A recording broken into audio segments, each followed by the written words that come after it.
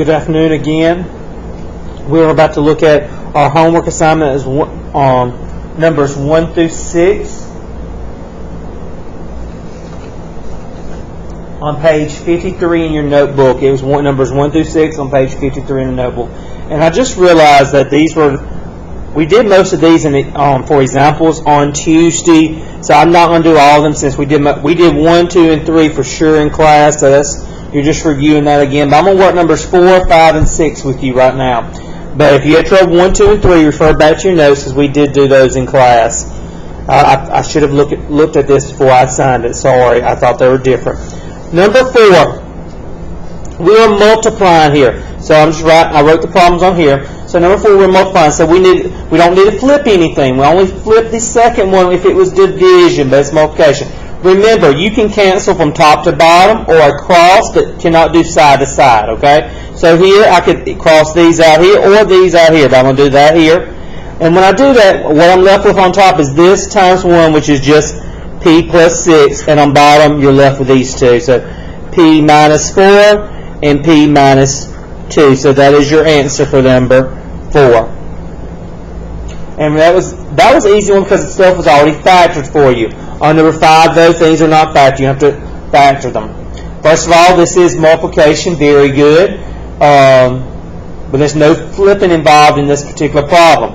Okay, so on the top, that is easy. It's got to multiply to give you 25, add to give you negative 10. That is x minus 5 times x minus 5. On bottom, I can take a 10 out, the GCF of 10.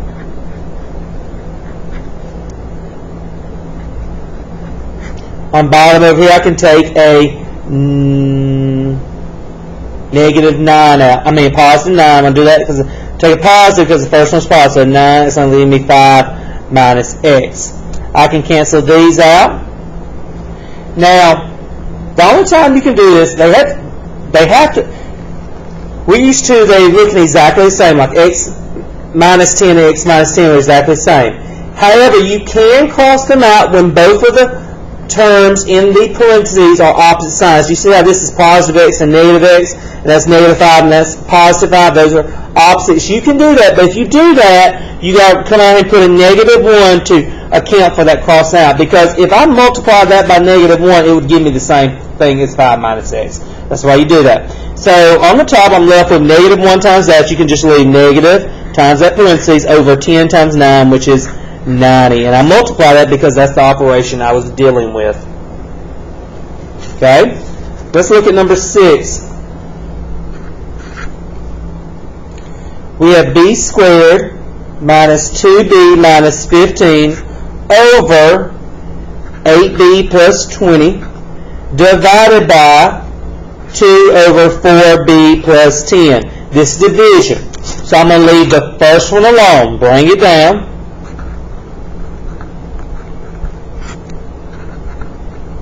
Change my division to multiplication and flip this second rational. Now I'm going to factor. That top is easy, so to multiply to give you negative 15, add to give you negative 2. That's b minus 5 and b plus 3. On bottom, that's GCF. I'm going to take a 4 out.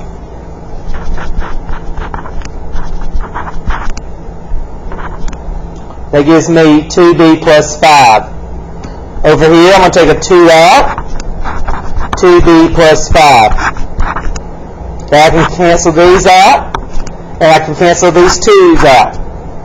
So I'm left with on top b minus 5 times b minus 3 over what's left is 4. You don't have to multiply it out.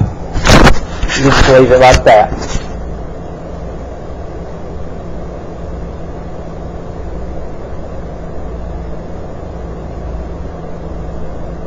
So that would be what we do, multiplying, dividing rational expressions.